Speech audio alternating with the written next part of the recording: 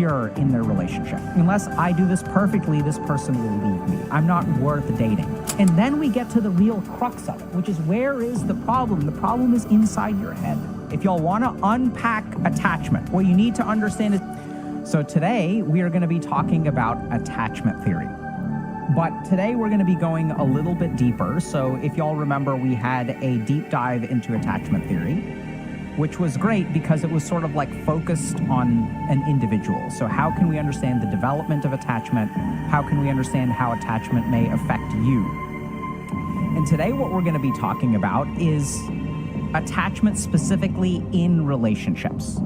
So attachment theory is critical, and it's kind of all about relationships, which is kind of ironic because, like, the last time we talked about attachment, it turns out that attachment is so much more important for like other dimensions of your life than we originally realized. So it even determines the way that you relate to the world, how you find motivation, how you find direction, all these kinds of things. And so we were sort of like left with some info on relationships, but we just couldn't do it justice. And so what we've done is prepared a basically 2-hour lecture on attachment specifically with relationships. And this is the way that this lecture is going to be organized. So first thing that we're going to do is explain in some very basic, high-level ways how the attachment system works. Once we understand like the basic system of attachment, that shouldn't take long. We'll do maybe a very quick recap of the 3 major attachment styles: secure, avoidant, and anxious. And then we're going to get to the fun stuff. So we are going to characterize and give y'all examples of, this is what anxious attachment looks like. This is what avoidant attachment looks like in the context of a relationship. This is what secure attachment looks like. And so when we talk about it in the context of a relationship, y'all may be asking, wait, are you talking about me or are you talking about my partner? And the answer is both. So we're going to say, okay, this is what anxiously attached people tend to do in relationships. This is what it looks like. And if you are this person, this is what you do. If you are dating this person, this is what you do. Okay? So it's kind of like understanding that in the context of relationship-specific examples and features. So after we look at avoidant attachment, anxious attachment, and secure attachment, then we're going to talk a little bit about the intersections between them. So we're going to say, like, if you're an anxiously attached person and you're dating an avoidant attachment person, this is what the relationship looks like. This is what the challenges are.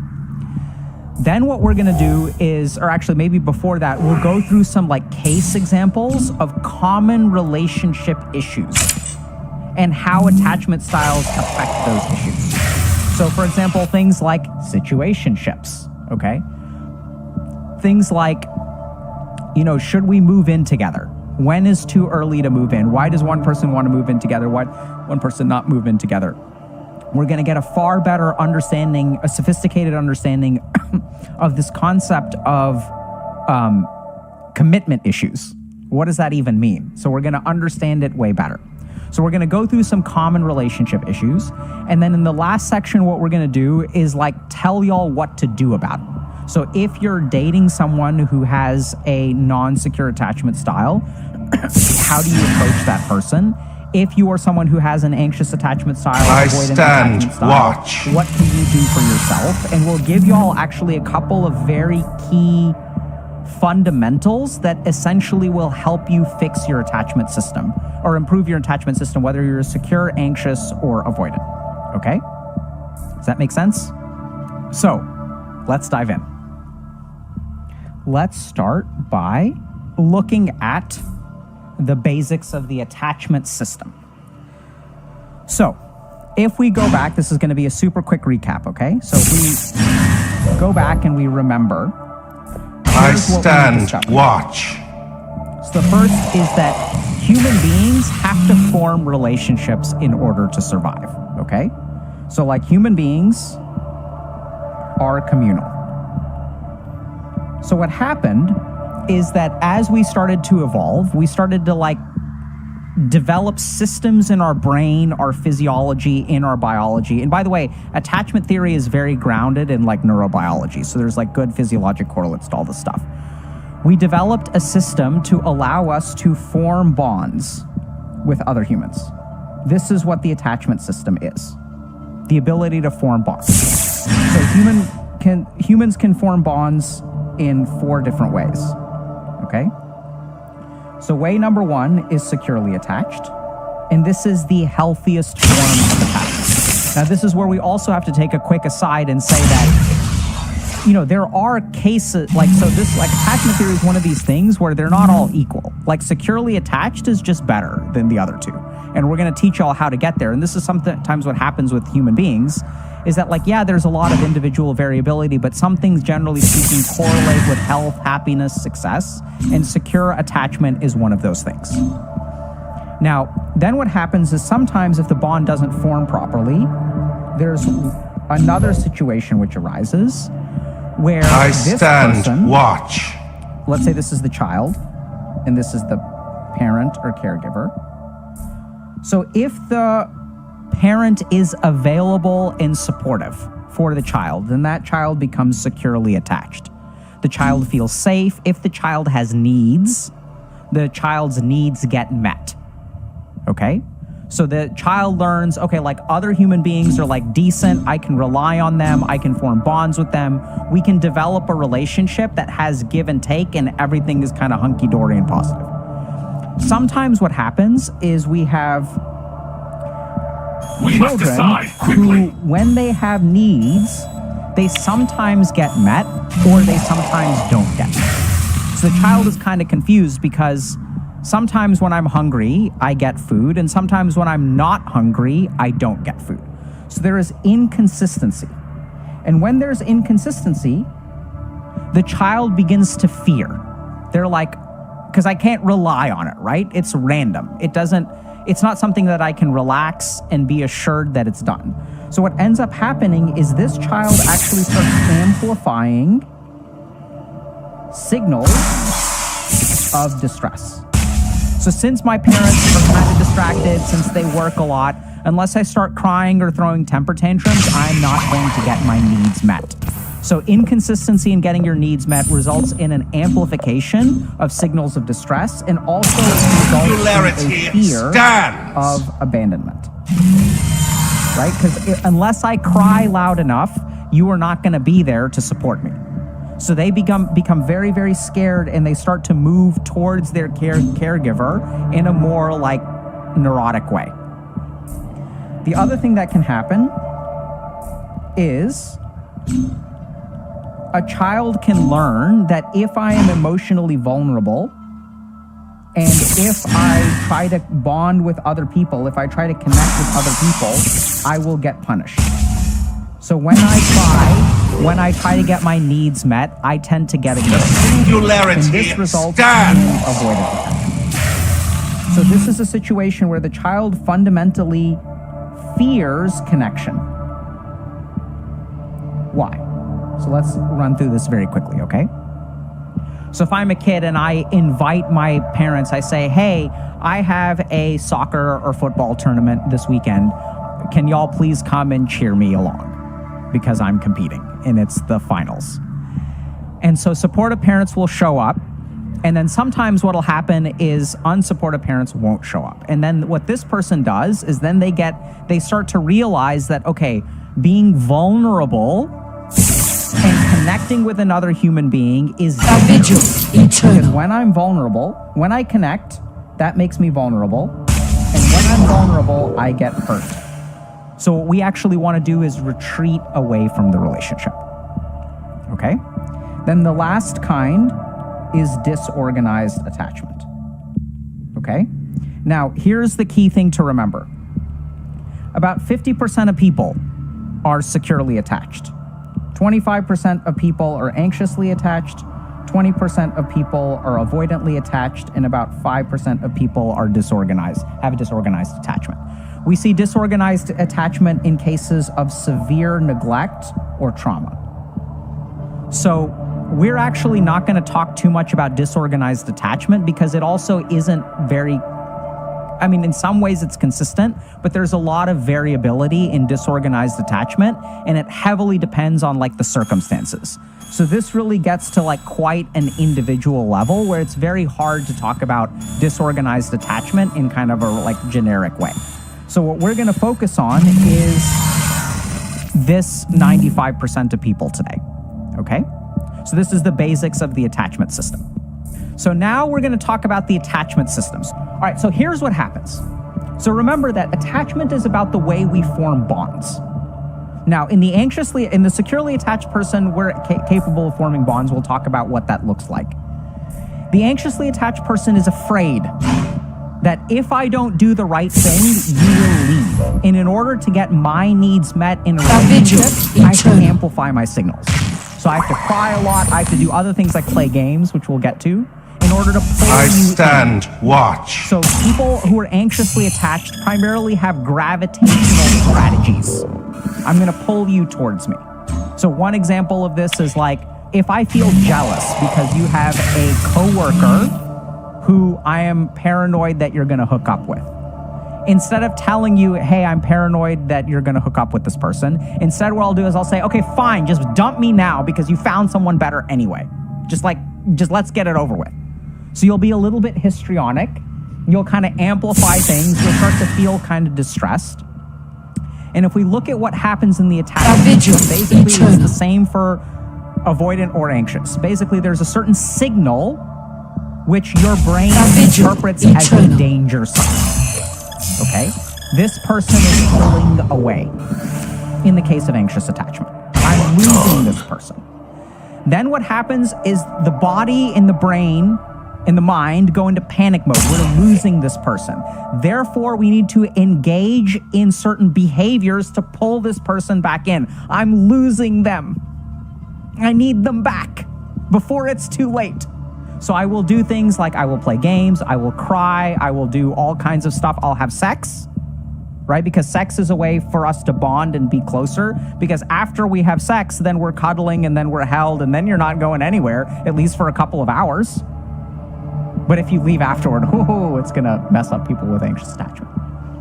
So this is important to understand. If y'all want to unpack attachment for yourself or your partner, what you need to understand is that there are certain signals that will trigger the attachment system. And then the attachment system will respond to fix that problem. Now, this is where things get a little bit tricky. Because the anxiously attached person, what triggers their system, what's the danger sign, what's the sirens going off, is someone pulling away. For the avoidant person, it is someone getting close. Okay? So for avoidantly attached people, as we start to become close and we start to become vulnerable, we're like, oh my God, this is the danger zone. This is how we get hurt. When we start to trust people, when we start to rely on people, when we start to love people, we get disappointed and it hurts us. So the avoidant person gets triggered by closeness and their attachment system protects them by pushing someone away.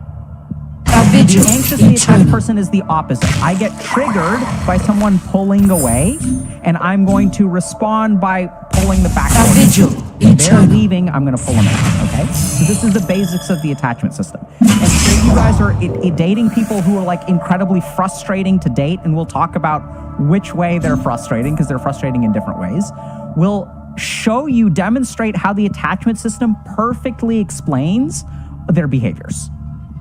Like, you'll be able to really understand this in an eye-opening way. So the other really interesting thing is that for those of y'all that are into red pill and MGTOW and all that kind of stuff, this is basically textbook avoidant attachment. And it's literally textbook. And we'll talk about that a little bit, okay? So a lot of these people have been traumatized. Raised in a particular area where they fear intimacy. So they try to really reduce the emotional connection. Emotional connection is danger for them, okay? We'll also go through some specific things like, different pairings of relationships and things like that. But does everyone understand that this is basically how attachment works? I'm a human. I get signals from the relationship. Just like hunger or thirst, I respond to those signals in particular ways. When I feel hungry, I'm going to eat something. So my brain will send me signals, this is dangerous because this person is pulling too far away, in the case of anxious attachment, or this person is getting too close, we have to push them away. Okay? So now let's go over details of what this looks like. So let's understand the view of the relationship. So if you're avoidant, people who are avoidant basically view relationships as two separate people coexisting. We're basically almost like roommates. We don't have a shared life.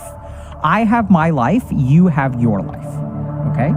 So this manifests in all kinds of ways, like valuing independence. So people who are avoidantly attached will be like, I'm not going to compromise my career for the sake of my relationship. Like, I would never move to another city for someone, right? My career, like, I have my life, you have your life. If you have to move away, you have to move away, and that's okay. These are like two separate lives. All right? This also, like, this separation of people coexisting also involves other kinds of things. Like, we don't necessarily need to move in together. I have my space, you have your space, and that's totally fine. We can have separate bank accounts. Another good example, right? And then also, like, we don't have to define the relationship. So this is what it is. It's kind of like a situationship. It's like, I'm chilling, you're chilling. There's no, like, integration of two people's lives into one thing. Okay?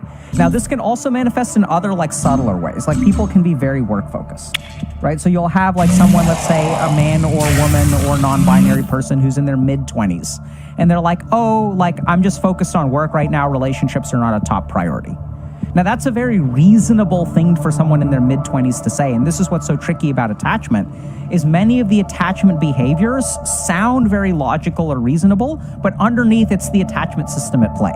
So the main thing that I want y'all to really think about is, for each of these examples, what does this do for this person's relationship?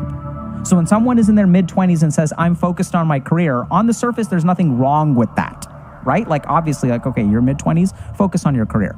But 20% of people out there will use that statement to avoid bonding with other people. Now, this is important to understand. So we're not saying that people can't be career focused. What I'm saying is that they will use a very legitimate excuse to subconsciously prevent bonding with someone else. Now, if you're career focused, that doesn't mean that you're avoidantly attached. This is the problem with, like, TikTok mental health advice, right? They're like, this is all one way. This is a nuance to understand. When you look at the constellation of avoidant attachment, this can be one of the features. And even this is subconscious. So when I work with avoidantly attached people, it takes me a while to like break through to them that, hey, are you using your emphasis on career to avoid committing to relationships? Oh, I'm so career focused, and like I have this opportunity to move halfway across the world because of my career. And then when we tunnel down into it, I'm like, where did this opportunity come from? Oh, I applied very aggressively.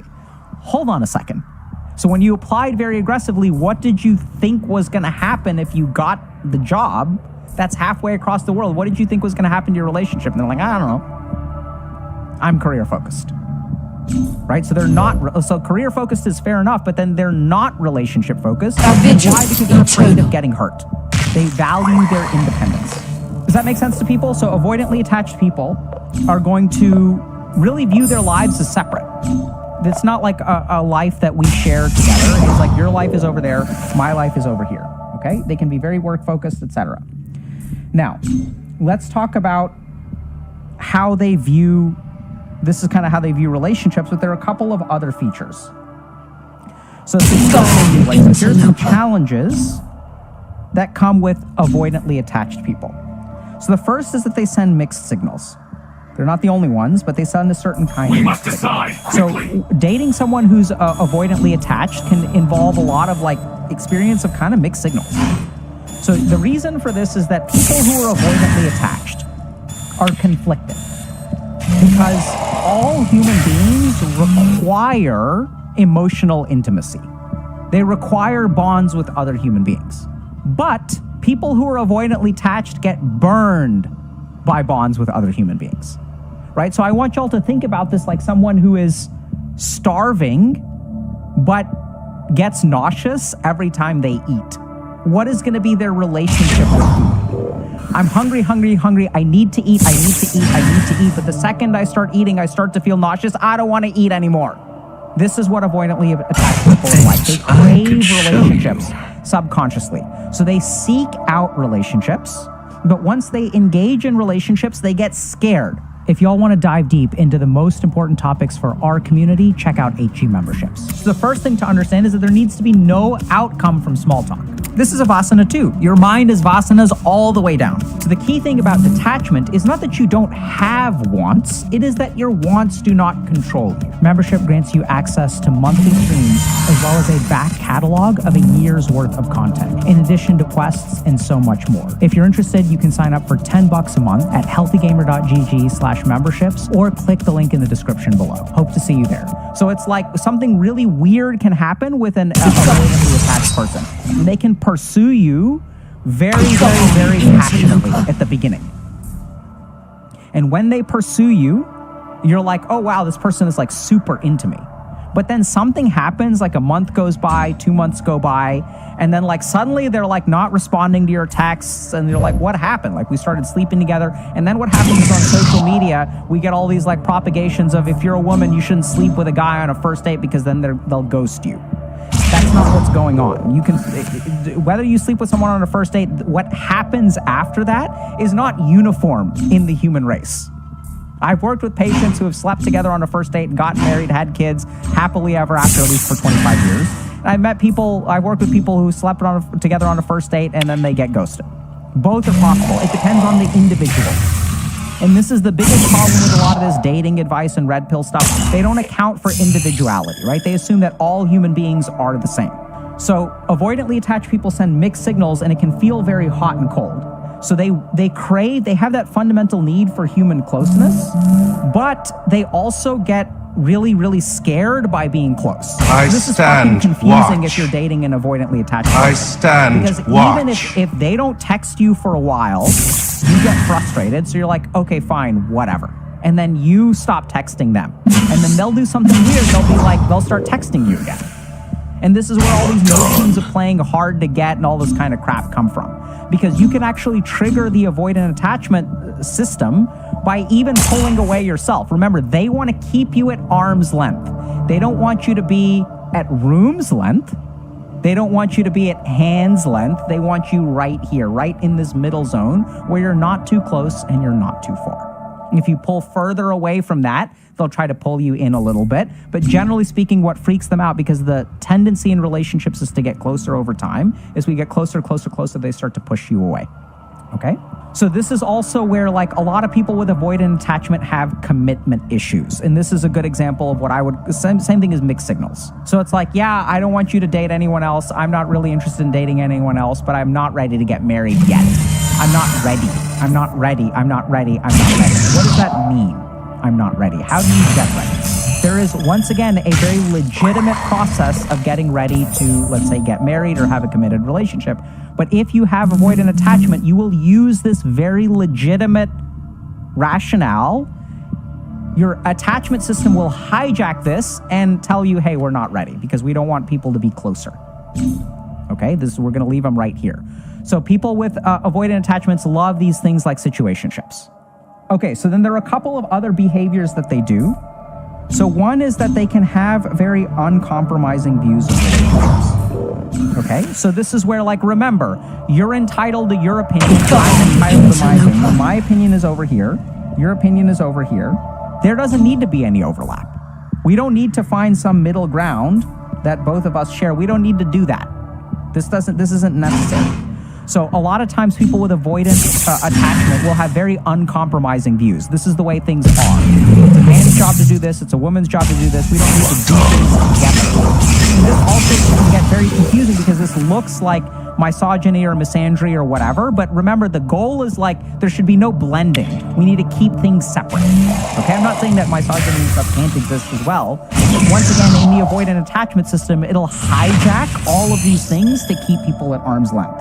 Okay, so uncompromising views, and this can include things like world views, views on relationships, moving in, right?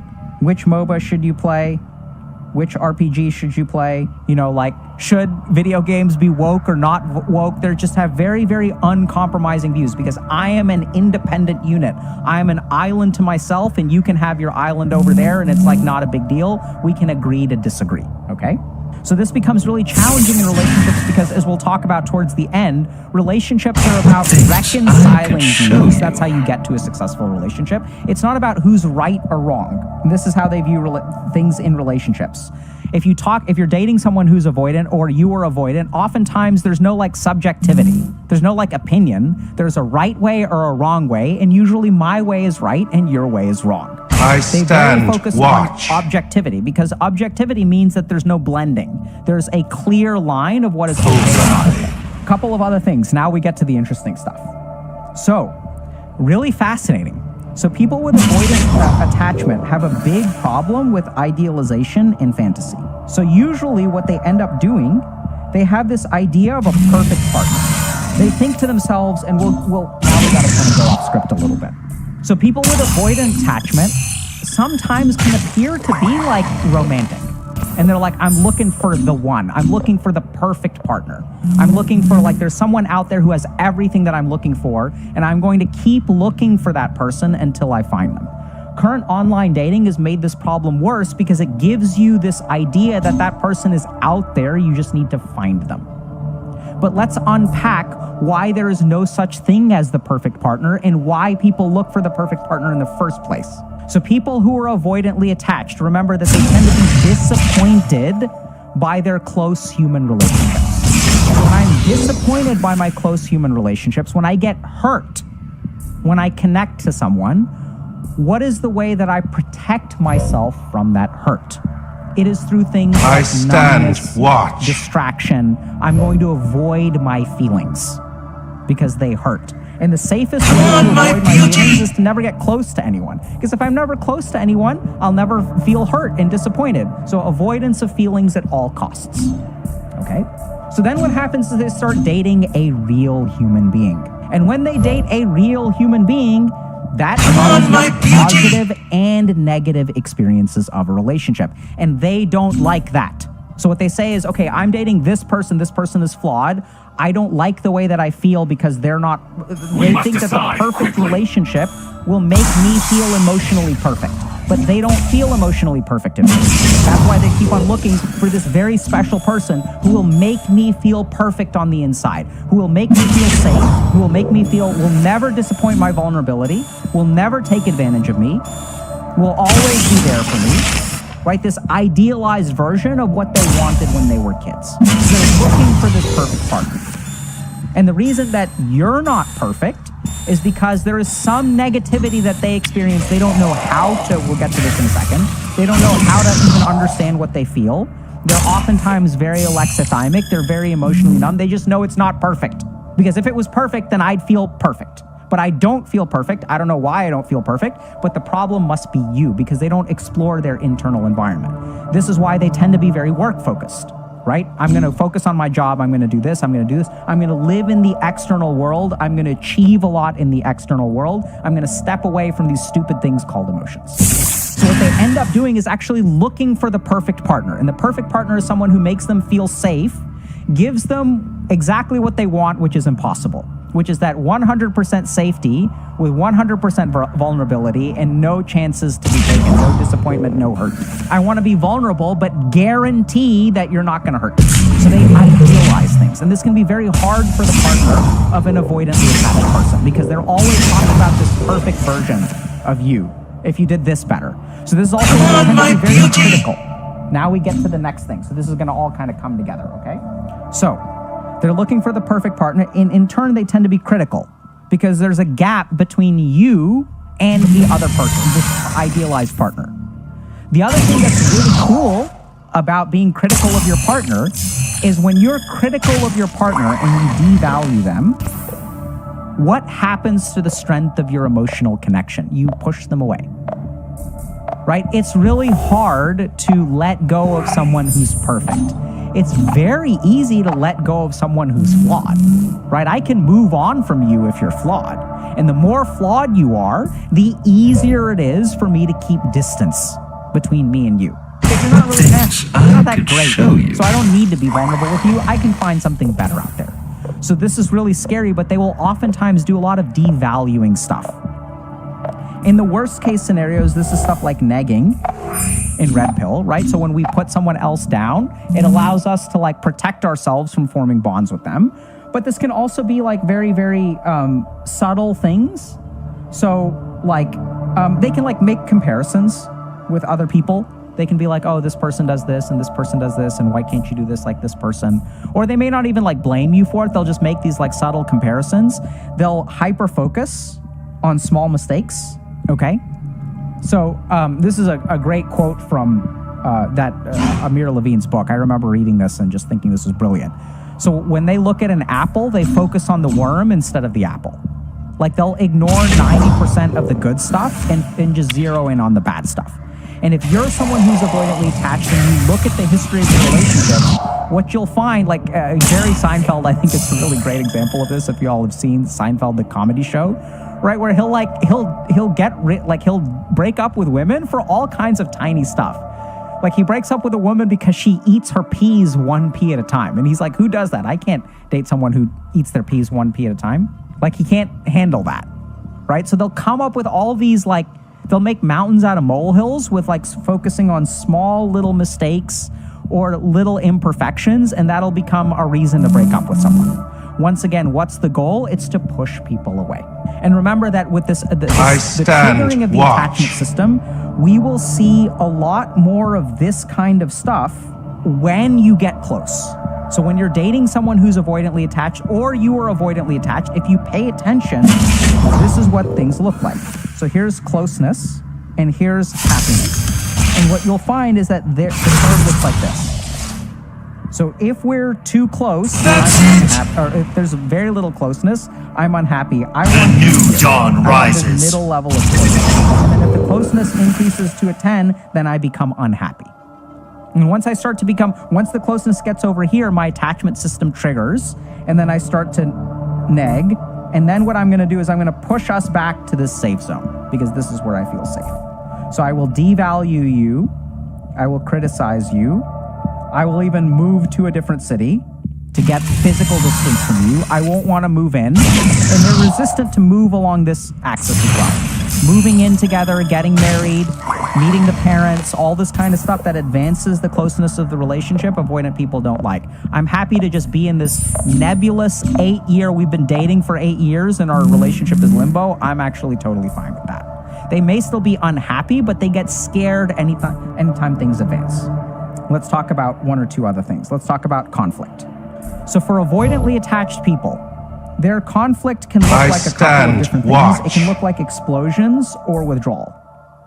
Sometimes they get very angry, and it can be very frustrating to like argue with people who are avoidantly attached because they'll come up with some reason, but that's not the real reason. And so trying to talk to them about this is like very, very confusing. So, let's take this example of like moving to a different city. And it's like, I don't understand, like, why couldn't you apply for things that were like at least in the ballpark? Like, there are plenty of jobs in New York or San Francisco. Why did you have to apply to Hong Kong? Like, I don't understand this. And they're like, then they come back at you and they're like, well, it's because you're not supporting my career, and like, this is an important time in my life and it's a great opportunity and I wish you were more supportive. And then you've like been supportive, but you're kind of confused. They're like, there's lots of opportunities here. I don't understand why you don't just apply for those. So oftentimes, like, the conflict with them is very confusing. And it can be quite explosive because they're not good at handling their emotions. Or what they'll do is they'll just withdraw. They'll give you the cold shoulder. Things are getting too close. Because remember, conflict is a sign of closeness in a relationship sometimes. And so what they'll do is just ghost, right? They'll withdraw, they'll numb, they'll retreat into themselves. They'll also create physical space. They'll go back to their place. They'll move out. They'll go stay with a friend. They'll do whatever. So it can be both of these things. And the really challenging thing about conflict with these people, first of all, they don't really have a problem with conflict usually. And maybe they'll just avoid it, but that's still like not a problem with conflict. They have to deal with conflict, which is I'm going to avoid.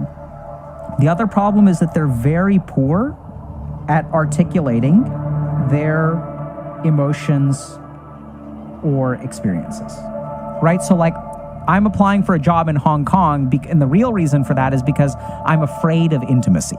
They're not aware of that. And so they can't even say, like, the healthy thing to do in that situation is is this relationship is getting closer, I feel afraid that I'm going to get hurt. I feel afraid that if I choose a job or a career path based on you and our relationship falls apart, I will have lost 2 opportunities. Not only did I lose this relationship, but I lost this career opportunity as well. I'm afraid that you won't be there for me when I need it, and making the sacrifice is not worth it. This is what they feel, but they don't know it and they can't articulate it. So you, as in a relationship, can't solve this problem because they're not even aware of what it is. So they're very poor at articulating their emotions and experiences. They're not very good communicators. Remember, going back to this, right? There's uncompromising, there's a right and a wrong way. There isn't a feelings or any that doesn't enter there's a right or a wrong thing to do. That's the beginning and end of it. There's no feelings to discuss. Who cares? Opportunity is opportunity. Now, once again, the reason for that is because if we go back to our basic attachment theory, remember that we learn I stand watch. our emotional experience through mirroring, right? So remember that we learn what we're doing when our parents are emotionally available to us. So what does that mean? So remember, now we'll understand why happens in avoidant attachment. Because when I'm feeling sad and I'm a kid, I don't know what sad is, right? So when I'm feeling sad and I'm upset about something, my parents will come to me and be like, oh, you must be feeling sad.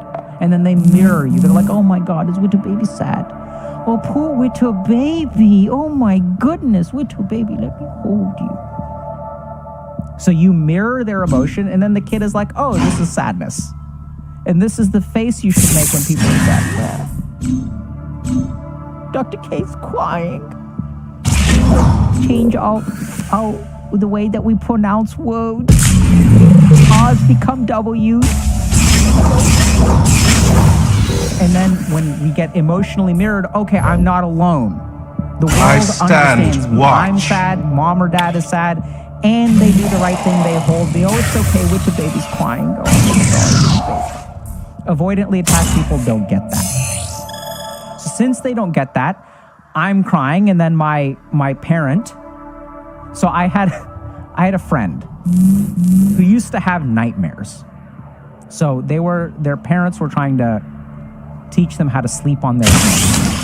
And the kid would be having nightmares and crying in the bed, and one of their parents would be sitting in a chair just watching them.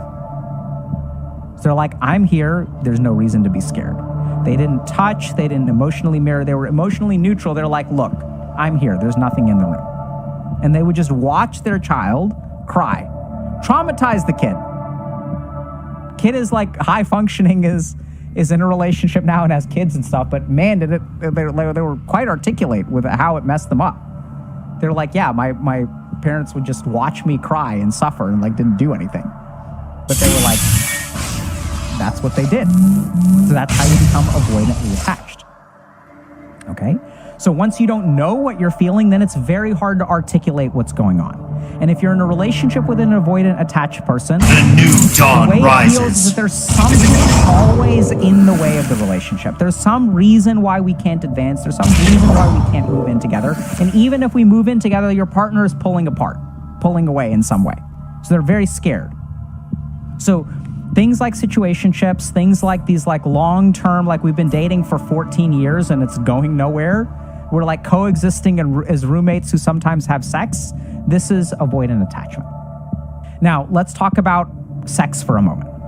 So people who are avoidantly attached, so now we're going to take a quick aside, okay? So in the 70s, there was some really cool research about types of love. And what people basically discovered is that there are 6 different scientific categories of love. There are 6 different ways that human beings look at love. There's eros love. So this is love that is passion. It's oh my God, I love you so much. Love me. We were made for each other. Kiss me. I need you. Do you need me? That's eros love. This is what we tend to see in most of our movies. There is another kind of love. I think it's called agape love. I don't know how to pronounce it. Maybe I got a letter wrong. So agape love is sacrificial love. This is where I love you, and the way that I demonstrate my love is not, oh, kiss me. It's I'll give you a kidney, right? That's very different. No one is like, in our rom-coms, no one is like giving people kidneys or like working extra shifts at the bank to pay for your medical treatment, right? Like that doesn't, we don't, I mean, sometimes it happens in movies and stuff, but that's not what we really romanticize as love. Sometimes we'll have agape love, so we show sacrificial love. All right, so securely attached people love in these two ways. So if you're in a relationship with a securely attached person, their love towards you is going to be passionate and sacrificial. This is probably the healthiest. There's another kind of love. So avoidantly attached people have a kind of love called ludus. And ludus is a playful love. It is an uncommitted love. It is a free love. It is a, let's play around and let's have a good time and let's live in the moment and let's not make sacrifices. It's fun. It's playful. It's actually viewed as a game. Okay, so if you look at the Greek ludus, this is like a game, playful on standby. Love is a game to be won and lost, to be titillated and enjoyed. But there's no commitment, there's no sacrifice. And it's hilarious, right? Because like literally if you look at avoidant attachment people in the red pill community, and I'm not trying to criticize them, I think they've figured this stuff out, right? They looked at themselves as a community and they stumbled upon these truths in their own way, which is a little bit less scientific. But they call it the game. They call relationships literally a game. And that's what ludus refers to. So the Greeks figured this crap out thousands of years ago. There were scientific studies about it in the 70s where we said, okay, there's a certain type of people who has ludus love. Ludus love is playful, uncommitted. It's all about having a good time. If we're not having a good time, why sacrifice? Why, I'm going to move halfway across the country and I'll fuck people over there. Uncommitted, free, playful. This should be good. Avoidantly attached people have. And there are scientific studies that correlate these two things.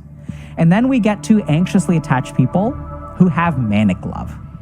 Now, manic love is a whole different thing. Manic love is obsessive. It is possessive. It is, no, I love you with all my heart and my passion, and don't ever leave me, don't ever leave me. Let's move to a desert island together. Let's move in together. Let's have babies together. Let's mix our DNA. Let's do everything. I own you and you own me.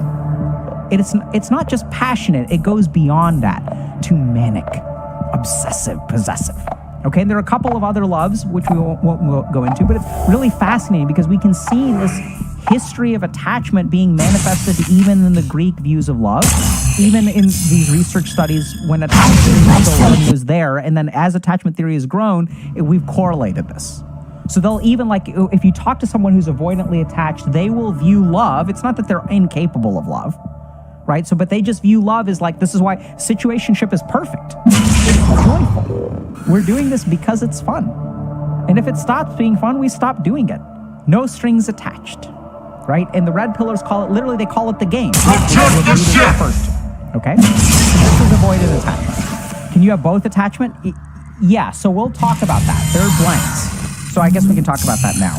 So we're talking about these patterns in avoidant attachment. And remember that this, like a securely attached person or an anxiously attached person can have a couple of these things, right? So it's not that like all avoidant people have all of them and none of these traits are shared by any of the others. We as human beings are a blend of everything. It's just which one is predominant. So even a securely attached person will have some features of this, okay? So let's talk a little bit about anxious attachment, okay? So first thing that we talk about is how do they view the relationship? So they view relationships as blended or even completely blended. Remember, there's this manic, obsessive, conjoining kind of love where it's like a relationship is not me and you as separate creatures. We are going to become one and the same. I want as much closeness as possible. Remember, the basic fear of an anxiously attached person is that you won't be there. So I need to keep you close. So their kind of goal is they desire a lot of closeness. And desiring closeness, what we're talking about is physical closeness, blended lives. It's not your friends and my friends, it's our friends. Your sister is now my sister. We're sisters too, right? Oh my God, we're BFFs. Everything is blended. Now, sometimes what this can result in is a loss of identity. And y'all may have been this way before, or you may have dated someone this way, who's like will like lose their identity with you. And sometimes when you date an anxiously attached person, at the very beginning, you feel like you found the perfect person. You're like, they like all the things I like, you know? Oh, I like this particular sexual position. They like that particular sexual position. I kind of hinted that I wanted to have sex and they were like, yeah, let's do it. They seemed so, they're into the same beers that I like. They like the same video games that I like. They like everything that I like. They're so nice. They're so supportive. Come on, my beauty! Play your way at Universal Mardi Gras International Flavors of Carnival, February 1st to March 30th. Catch live concerts and select nights, including Scotty McCreery, Foster the People, Millennium, All Time Low, and more. Get details at universalorlando.com. They never seem unhappy, okay? Now, why is this? It's because they're afraid of losing you. So what they're going to do is sometimes they lose their very sense of identity because they want to make you happy. So they view relationships as something that is fragile and could fall apart unless I act in the right way. So people who are anxiously attached tend to be very insecure in their relationship. They feel like unless I do this right, and this may resonate with you, unless I do this perfectly, this person will leave me. I'm not worth dating. And it is only through a very, very clever series of moves that I've tricked this person into a relationship with me in the first place, right? And if I stop doing something that they like, then they may dislike me, they may pull away. And as they pull away, it will activate my attachment system, and then my attachment system will try to rope them back in, and we'll talk about how they do that. Okay? Make sense? So their basic fear is that you will leave, or you fear that other people will leave, and so therefore you tend to be very, very accommodating, and you want a blended life. I want to entwine our lives so closely together that you will never be able to leave. Obsessive, possessive. So very practically, if you talk to people who are anxiously attached, they are preoccupied by their relationship. They think about it a lot, okay? There are a couple of other challenges in the relationship. The first is that The new dawn rises. So remember that there's a lot of insecurity. And so, like, if I tell you that I'm unhappy with you, you could leave. So what I'm going to do is just I not tell you that I'm stand unhappy. watch. Avoid conflict in some ways, but they also create it in other ways. We'll talk about that, okay? Sometimes they'll this is what's really interesting, they'll also express a lot of insecurity, okay? So part of this is like, it's kind of tricky, but like y'all may have done this yourself, or you may have noticed other people doing this. Anxiously attached people will be like, sometimes they'll trauma dump, sometimes they'll be like, oh, I'm so pathetic, and I'm not good at this, and I'm not good at this, and your ex must have been better than me at this. Is your ex prettier than I am? Am I prettier than your ex? Is my dick bigger than your ex's dick? You're the best lover you've ever had. Like, it doesn't matter, man, woman, whatever, non-binary. There's some kind of insecurity, and they're quite overt about it. And the reason is because a lot of times people who are anxiously attached have discovered that human beings are somewhat compassionate. And since they're somewhat compassionate, if I'm a damsel in distress, someone will come and help me. Right? So they express sometimes a lot of insecurity and can be quite tiring. Oh my God, and then they'll use a lot of it, like, so here's the really tricky thing is they have difficulty with conflict, but that doesn't mean that they're not unhappy and not resentful. So then what happens is a lot of anxiously attached people will play a lot of games. They're very manipulative because I can't overtly tell you what I'm upset about. So instead, what I have to do is I'm like, if I think that your ex-girlfriend is prettier than I am, I'm going to get really, really upset about that.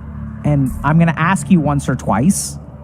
And then you're going to say, no, I'm with you because I like you more. But then I see you looking at her Instagram profile, and that pisses me off. It really triggers my insecurity.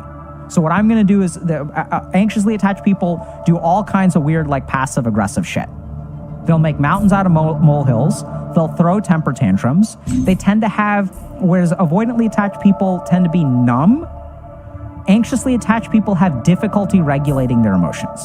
So you'll see explosions of emotion. And remember, why is that? Because when they were kids, they had to amplify the signals of distress in order to get their needs met. So this human has learned a strategy, which is when I'm upset, Let me throw shit around, and so that way people will come and they just want me to calm down. You must decide quickly. They'll do whatever they need to get me to calm the fuck down.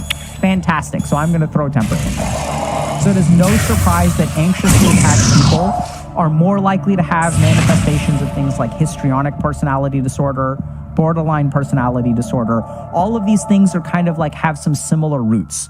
Poor emotional regulation, emotional lability, right? And depending on how severe it is, we'll classify you. If it's very, very bad, we'll give you a personality disorder. But if it's mild, we'll just say you have anxious attachment. Okay? So remember that, like, once again, this system is triggered by your distance. So if people are pulling away, you will activate the anxious attachment system to rope people in. So they'll do things like guilt trip. They'll use whatever they need to bring y'all back together. If I can make you feel guilty for looking at your ex's Instagram profile and then you stop doing it and you spend time with me instead, that will be winning for me.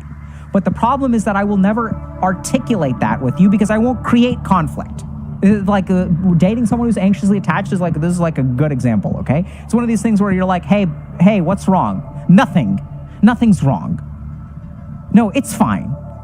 You're allowed to look at whoever's Instagram profile you want to. Like, I'm just being a possessive, dumbass, bitch, whatever. What you need. Because, yeah, that's on me. Everything's fine. You can do whatever you want. I don't want to be controlling. And the other person's like, okay, yeah. I'm not going to be controlling. What's wrong? Nothing's wrong. Nothing's wrong. I told you nothing's wrong. Why do you keep on thinking, is something wrong? Everything's fine. You can do whatever you want. And then it's like, you're like, what the fuck is this? If you're dating this person. And so they won't overtly tell you about conflict. And instead, they'll get very passive aggressive. They'll use guilt tripping. Sometimes they'll even punish you. They'll start flirting with someone else. And so you may think, if you're flirting with someone else, does that mean that you're avoidant? So people who are avoidant are more likely to flirt and have extramarital affairs or they're more likely to cheat on their partners. And once again, the reason for that, for avoidant people, is because if I'm getting too close to you, one of the best ways to create distance is to go fuck someone else.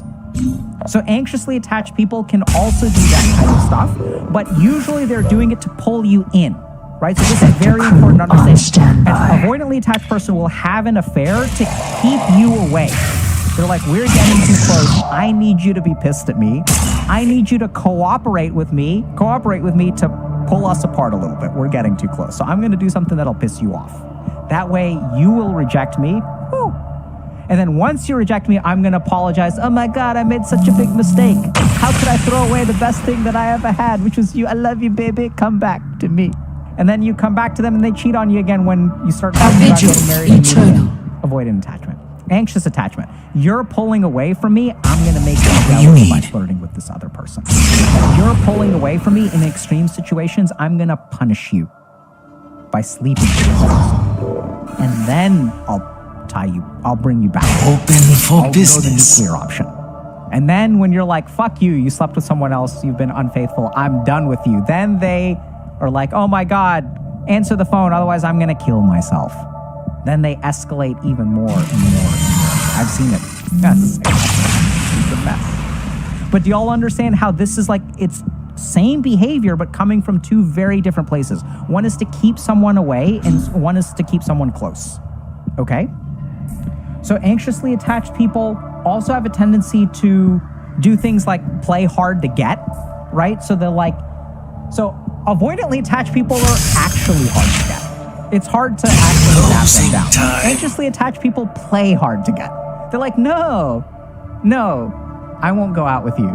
Ask me again. No, ask me again. No. No, I would never go out. Ask me again. Why are you dating that other person? Oh my God, why are you flirting with her? Why are you flirting with him? No, we're just BFFs. Ask me again. Wouldn't it be funny if we went to a desert island together and got drunk and had sex? Wouldn't that be hilarious? This kind of shit. A lot of game playing, a lot of a passive aggressive, a lot of guilt tripping, a lot of emotional manipulation. Avoidant people they don't have the emotional bandwidth to know how to emotionally manipulate you. Right? They're struggling with they don't understand your emotions, they don't understand theirs. They don't understand any emotions. Anxiously attached people are the other way around. They won't overtly tell you what's going on. They will use all these emotional games to get their needs met. Okay? So next thing we're going to talk about is theory of mind. So this is really important because in terms of some people have been asking, what do I do if I'm avoidantly attached? Theory of mind. So now what we're going to do is we're going to actually talk about secure attachment and theory of mind. So theory of mind is the ability for us to understand someone else's experience, right? So we have to understand that like this person has their own thoughts, has their own emotions, and that they have a subjective experience of life. So in anxiously attached people, their theory of mind in some ways is quite poor. So like, for example, like a theory of mind, so if, let's say we're dating and you're anxiously attached, and then I say, hey, I know that you wanted me to come with you to that work dinner, but I have to travel for a job interview, so I won't be able to make it that weekend. So I have a life that has demands on my time. Oftentimes what happens with anxiously attached people is they will take things very personally because they're not able to understand that in my subjective experience, I have needs that don't relate to you. They oftentimes will interpret things as this person is not returning my text, therefore they don't love me. This person is choosing this work trip, therefore they would rather spend time with their coworker than spend time with me. They tend to take things incredibly personally because they have that blended view, right? So they don't really acknowledge that when I think something, when I'm afraid that you are pulling away from me, I don't recognize that that is a fear. It's not a reality. It is just my mind is afraid that you're pulling away. They have a lot of difficulty separating out the thoughts in their head from the reality of the world. Hello. They have a lot of difficulty stepping outside of their shoes and stepping into someone else's shoes. I'll give you all a classic example. I don't understand why you're with me. You could be with anyone. She's better looking. He's better looking. He makes more money than I do. He has a bigger dick than I do. He's taller than I am. I don't understand why you're with me. They don't understand that you have a mind in which you have chosen this person over that other person. So they're not capable of stepping outside of their own mind. Okay? Now, theory of mind for avoidant attachment is also impaired. They have a difficulty because they don't understand what they themselves feel, and they have no concept of your subjectivity. They have no concept of like the subjectivity of things in general. So they think that there's the right way and there's the wrong way. This is objectively good, this is objectively better. Having joint bank accounts is objectively worse than having separate bank accounts. Therefore, we should have separate bank accounts. They don't realize that their objectivity, and we see this a lot in the red pill community, for example, they don't realize that they're not actually objective, right? If you try to explain to them, this is just your subjective experience of things, this is not the way the world is, they will reject that. They think this is the way I am called upon. Period. Right? So they are very happy to conveniently ignore 60 years of attachment research, which shows that you can form healthy bonds, men, women, whatever. You can form healthy bonds with other human beings. You can be happily married, have kids, have grandkids, that the majority of human beings in the history of humanity have done it that way. They're very easy, they conveniently ignore all that stuff because that would mean that objectively we're not right. And so for them, things are very objective. And this isn't just red pill. Women can be like this too, where there's a right way to do things, wrong way to do things. So they don't have the theory of mind of recognizing, okay, you behaved that way, not because it's right or wrong, but you have a particular experience of life that allows you to behave in a particular way. I have a particular experience of a life that allows me to behave in a particular way. So in both cases, the theory of mind and the capacity for mentalization is impaired. Yeah, they also don't care about feelings. They're like, I don't know, I'm not, here's another big thing about anxiously attached people make you responsible for their feelings. If I feel a certain way, it is your job to fix it. They'll do it subconsciously. If I'm feeling unloved, you need to drop everything that you're doing and come and love me. Avoidant attachment people try to not be responsible for your feelings as much as possible. You're not responsible for them. My feelings are over here, your feelings are over there. They're not going to touch. We're not going to touch it with a 10-foot pole. We can touch genitals. That is fine. So when it comes to sex, avoidantly attached people will utilize sex as a barrier to intimacy. We're just going to make it physical. It's a situationship. There's no emotions involved. It's friends with benefits. No emotion, just sex. Anxiously attached people will use sex to enhance intimacy. It is a tool to bring us closer together. Oh my God, you're dating two different people at the same time, me and someone else? Let's fuck so you pick me over them. They will use sex to advance the intimacy in the relationship. Okay? Now let's talk about secure attachment. So their view of relationship. A relationship is two people that blend into one shared life. We must decide. So anxious attachment is like kind of like we're one person. It's the same life. My friends are your friends. But with secure attachment, we acknowledge that, okay, I have my friends, you have your friends, and we have our friends, right? So like, I would say that avoidant attachment people have lives like this. Anxiously attached people have lives like this. I stand and then watch. Securely attached people maybe have, actually this is secure attachment. This is secure, right here. And anxiously attached is like this. So we acknowledge that we're individuals, but we're building something together, right? So they think about the relationship as like a unit. So there's me, there's you, and there's the relationship, right? So here's me, here's you, and this in the middle is the relationship. So generally speaking, these people are like dependable. They're like emotionally like available. They can make relationship decisions. And oftentimes they will discuss things. They'll discuss major life decisions with their partner. So it'll be like, hey, I feel like I'm stagnating in my job. So the avoidantly attached person doesn't subconsciously realize that they're subconsciously are afraid of this relationship. They apply for a job halfway across the world. The securely attached person says, hey, I'm not really finding a whole lot of things over here, and I kind of feel like I don't want to live in this city anymore. I want to use this opportunity in my 20s to explore career opportunities elsewhere. What do you think about that? Would you want to join me? Would you want to stay? So they'll like take their individual needs and they will bring them to the relationship. Anxiously attached individuals sometimes aren't even aware that they have individual needs. So they'll be like, you're right, you're right, you're right. Avoid conflict, avoid conflict, avoid conflict. Passive aggressive, passive aggressive, passive aggressive. Whereas people who are securely attached will be reliable, will communicate, will make shared relationship decisions. Okay? So they also are able to compromise in relationships. So oddly enough, avoidant people aren't very good at compromise. It's my way or your way. It's the right way or it's the wrong way. Anxiously attached people are also not very good at compromise because they're afraid of creating conflict. So what they're going to do is be a doormat and then punish you later. I'm using hyperbole here. They're not that bad, okay? As securely attached people are able to compromise. I like it this way, you like it this way. There's somewhere in the middle. I can give this up, you can give this up. Why are we capable of giving that up? Because the relationship is more important than me or you individually, right? Up to a point. It's not that the relationship demands all sacrifices, but like there are some times where the relationship wins out, sometimes when you win out, and sometimes when I win out. That's how it works. So they're capable of compromise.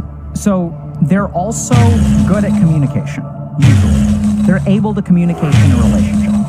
They can vocalize their thoughts and feelings, okay? They can tolerate mistakes through empathy. They're quick to forgive and don't hold grudges, right? So let's understand this. This is where we get back to the roots of attachment theory again. So how is it that these people are able to do this? Like what mysticism is this? So remember that when you're securely attached, I grow up, I have emotions, my emotions are mirrored. Therefore, I learn what they are. Oh, I'm feeling angry, I'm feeling sad, and someone else can help me with that.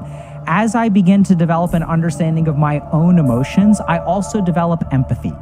Why do I develop empathy? Because someone is empathying towards me, therefore I learn how to empathy back, right? So when my mom and dad get angry and upset, when I get bullied, and when they feel sad with me, and when they emotionally support me, I notice that they're feeling sad. It works both ways. It's two-way traffic, right? We learn how to listen and understand a language, and we learn how to speak a language. So they tend to be more empathic. Once they're empathic, this is really, really important.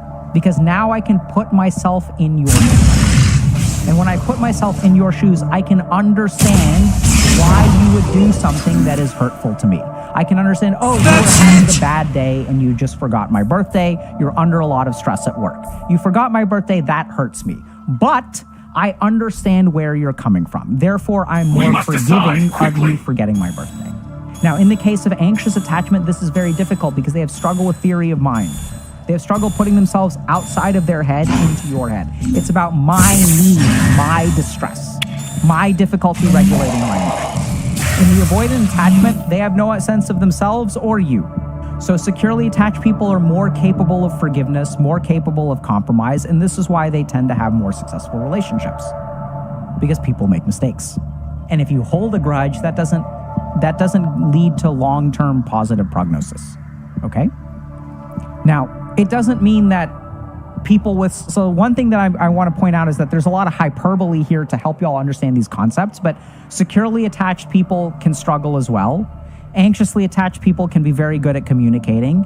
Avoidantly attached people who have been a part of this community, right? We have some red pill converts. And that isn't to say that red pill is all bad. I'm broken. Don't find a lot of value in that community. I think that's fair, by the way. Because the red pill community is one of the very few communities that are actually like supportive of men. So they'll tell you to go see a therapist now, and will tell you to get in shape and work on your confidence and work on your career and like become a independent human who is confident in yourself. That's wonderful. That's a good thing. So securely attached people can vocalize their thoughts and concerns. They're actually good at conflict resolution as a